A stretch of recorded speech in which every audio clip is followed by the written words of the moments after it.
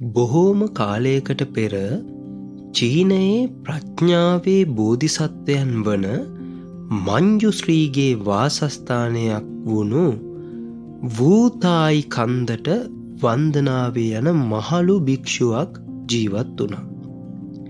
ඉතින් උන්වහන්සේ මේ වූතායි නමින් හඳුන්වන කන්දට වන්දනාවේ යන ගම.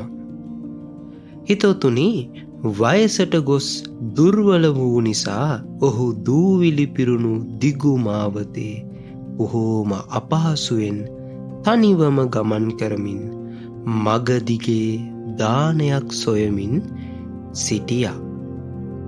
ඉතින් හිතවතුනි, දිගු මාස ගණනාවකට පසුව එක් උදෑසනක ඔහු ඉහළ අහස දෙසට නෙත් යොමා බලනකොට බොහෝම ඈතින් නැති තේජාන්විත මේ මහා කන්ද දකිනවා.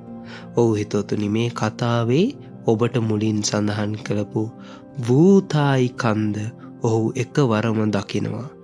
මේක මහා විශාල කන්දක්. අපි හිතනවටත් වැඩිය මහා තේජස් සහිත පුදුමාකාර ප්‍රබලත්වයක් ඔප්නංවන කන්දක්. ඉතින් මේ ඈතින් පේන කන්දත් එක්කම මේ භික්ෂුව ගමන් කරන්නේ බොහෝම අලංකාර කුඹුරක් ළඟින්. ඉතින් හිතවතුනි, මේ ගමන අතරතුර භික්ෂුව පාර අයිනේ වැඩ කරන කුඹුරේ ඉන්න වයසක කාන්තාවක් දකිනවා.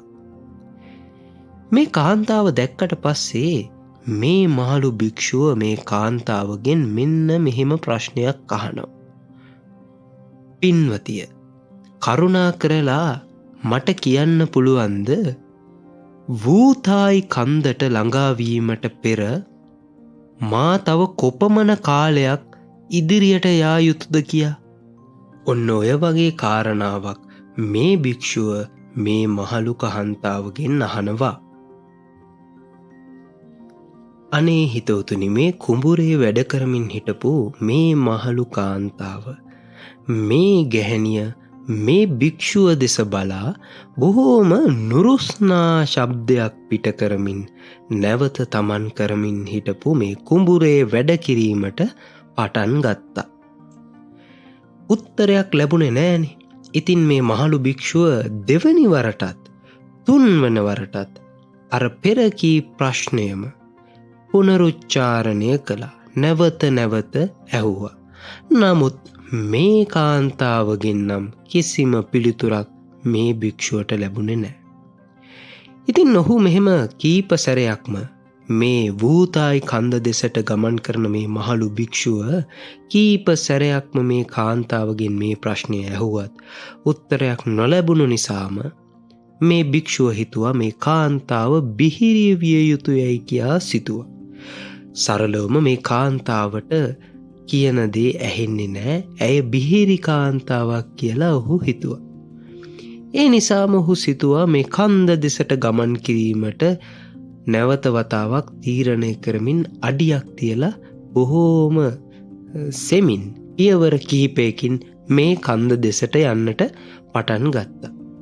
ඉතින් භික්ෂුව පියවර කිහිපයක් මේ විදිහට ගියාට පස්සේ අර කාන්තාව කතා කරන හඬක් ඇහෙනවා. මේ කාන්තාව කියනවා මෙහෙම කීප පියවරක් ඉස්සරහට ගියාට පස්සේ තව දින දෙකක්, ඔබට තව දින දෙකක් කන්දට ළඟාවීමට ගතවනු ඇත.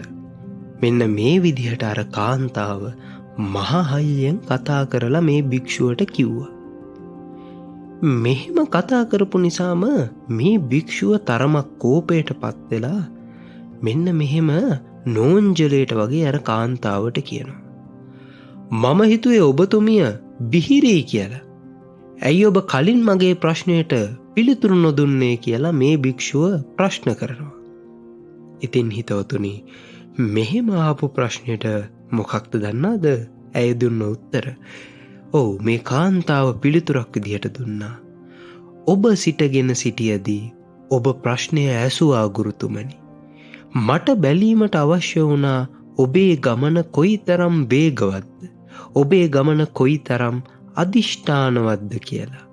එය නොදැන කොහොමද මා ඔබට කියන්නේ මේ මහා ප්‍රතාපවත් වූතායි කන්දට ඔබට යන්නට කොපමණ කාලයක් ගතවනවාද කියා. ඔන්න හිතවතුනි, ඔබේ ස්වභාවය, ඔබ ගන්නා තීරණවල පරතරය, තීරණ ඔස්සේ ක්‍රියාත්මක වීමට ගතවන කාලය, ඔබ ඔබේ කන්දෙහි ශීර්ෂය කලා යන්නට, ඔබ ඔබේ ජීවිතයේ ශීර්ෂය කරා යන්නට, ඔබ ඔබේ ආත්මයේ ඉහළම ස්ථානයට යන්නට ගතවන කාලයට අනුමාන කොට කිව හැක. බොහොම ස්තුතියි. ඔබට ඇත්තේ තවත් දින 2කි.